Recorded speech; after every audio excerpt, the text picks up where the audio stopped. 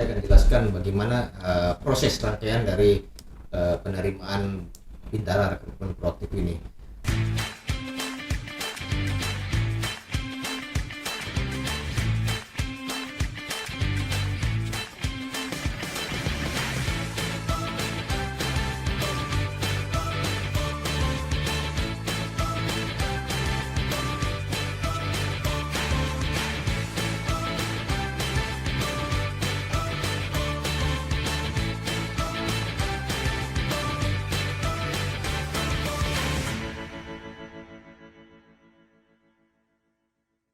Halo Sobat Polri, salam presisi. Senang sekali saya Brigpol Ayu dapat menyapa kembali Sobat Polri dalam podcast Biro SDM Polda Sulsel. Dalam episode kali ini kita akan membahas tentang rekrutmen proaktif Bintara Polri atau yang biasa kita sebut Bintara Polri Rekpro. Dan apa itu Bintara Polri Rekpro? Mari langsung saja kita tanyakan kepada narasumber kita, yaitu Bapak AKBP Aris Bahtiar selaku Kabak Dalpers Biro SDM Polda Sulsel. Selamat siang Bapak, apa kabar Bapak? Kabar baik Bu Ayu. Ya. Baik Bapak, kabarnya selain rekrutmen Tamtama Polri yang sedang berlangsung, saya dengar ada rekrutmen proaktif Bintara Polri atau yang biasa disebut Bintara Rekpro. Apakah benar Bapak? Betul Bu Ayu, bahwa saat ini selain pembukaan pendaftaran Tamtama Polri, saat ini juga Polri sedang melakukan sosialisasi terhadap penerimaan Bintara Rekrutmen Proaktif atau Bintara Rekpro. Hal ini sesuai dengan pengumuman dari Mabes Polri, yaitu Keputusan Kepala Kepolisian Negara Republik Indonesia nomor Kep 1201/9 Romawi 2022 tanggal 7 September 2022 tentang penyelenggaraan rekrutmen proaktif Bintara Polri tahun anggaran 2023 Bu Ayu. Lalu apa bedanya itu Bapak dengan penerimaan Bintara Polri yang reguler Bapak?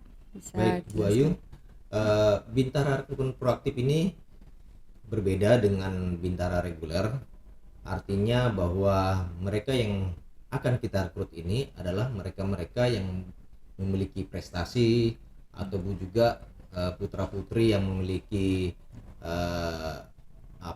jasa kontribusi besar terhadap tugas-tugas kepolisian, ataupun juga mereka yang tinggal jauh di perbatasan atau daerah-daerah perbatasan Bu Ayu. Jadi mereka kita lakukan pendataan, kita berikan motivasi untuk bergabung menjadi anggota Polri Bu Ayu. Iya, Pak. Untuk Bintara Rekpro sendiri ini ada berapa kategori Bapak? Bisa dijelaskan? Bu Ayu, dalam Bintara Rekrutmen Proaktif ini Mabes Polri sudah membagi 3 kategori, yaitu affirmative action.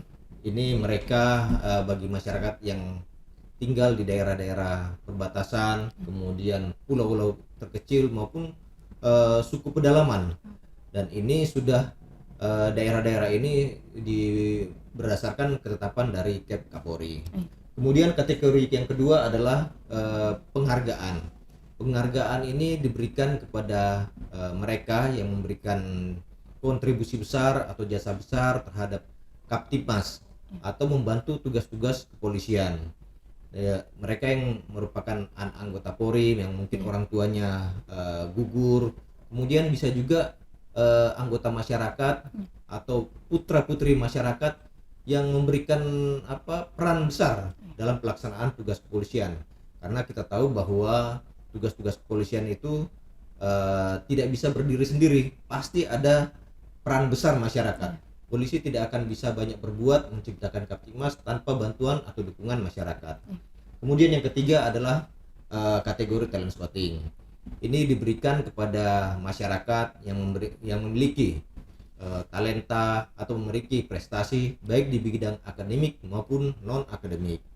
Di bidang akademik, putra-putri yang memiliki prestasi di bidang sains, juara olimpiade tingkat kabupaten maupun tingkat provinsi, bahkan tingkat nasional, kita harapkan mau bergabung menjadi anggota Polri.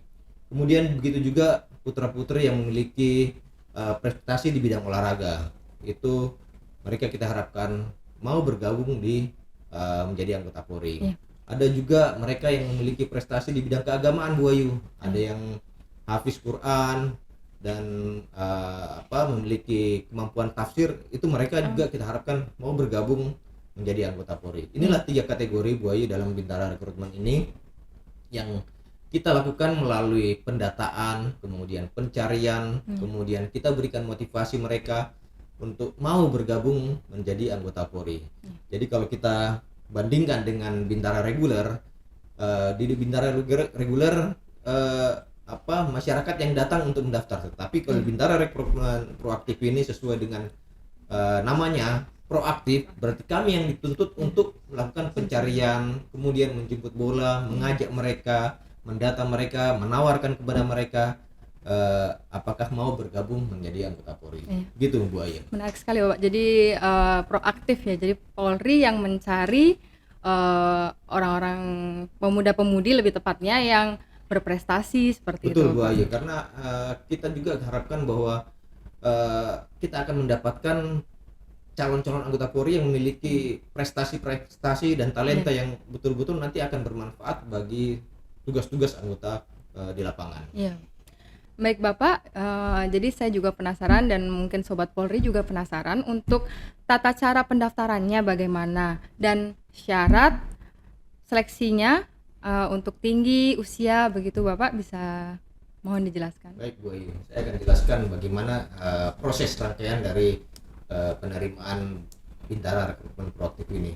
Jadi Bu Ayu, mereka yang seperti yang saya jelaskan tadi, kita akan melakukan pendataan terhadap mereka, siapa-siapa yang memiliki prestasi atau talenta.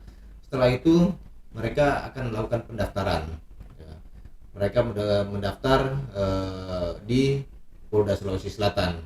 Namun demikian, untuk memudahkan mereka yang tinggal jauh di daerah-daerah, mereka bisa datang di Polres. Nanti teman-teman dari Polres yang akan membantu mereka melakukan pendaftaran. Jadi mereka bisa cukup datang di Polres, kemudian nanti akan dibantu oleh teman-teman dari Polres untuk berkoordinasi dengan kita dalam rangka pendaftaran. Setelah mereka melakukan pendaftaran, mereka akan kita lakukan verifikasi, baik verifikasi administrasinya maupun verifikasi persyaratan. Jadi persyaratan mereka terkait dengan usia, itu mereka berusia untuk lulusan SMA minimal 17 tahun 7 bulan dan maksimal 23 tahun. Untuk lulusan D1 sampai dengan D3 usia minimal 17 tahun dan maksimal 24 tahun. Sedangkan lulusan D4 sampai dengan E1 usia minimal 17 tahun dan maksimal 25 tahun. Sedangkan persyaratan tinggi badannya untuk pria 162 cm dan untuk wanita 157 cm. Itu persyaratan umur dan persyaratan tinggi badan Bu Ayu. Setelah mereka dilakukan verifikasi administrasi dan juga fisik, tinggi badan, itu mereka akan melakukan tahapan seleksi. Rangkaian tahapan seleksi terhadap Bintara rekrutmen proaktif Bu Ayu itu hampir sama dengan Bintara reguler. Tahapan-tahapan yang mereka lalui juga sama dengan Bintara reguler. Jenis-jenis seleksinya juga sama dengan Bintara reguler. Mereka harus kita periksa kesehatannya, mereka kita harus periksa psikologinya, mereka kita harus periksa kemampuan kesemaptaannya, juga mereka kita harus periksa lakukan penelitian mental kepribadian. Ini semuanya sebagai tahapan uji terhadap mereka sebelum menjadi anggota Polri, dan ini juga berlaku pada Bintara reguler yang harus mereka lalui karena ini menjadi persyaratan seleksi, jadi mereka tetap harus mengikuti. Terus kemudian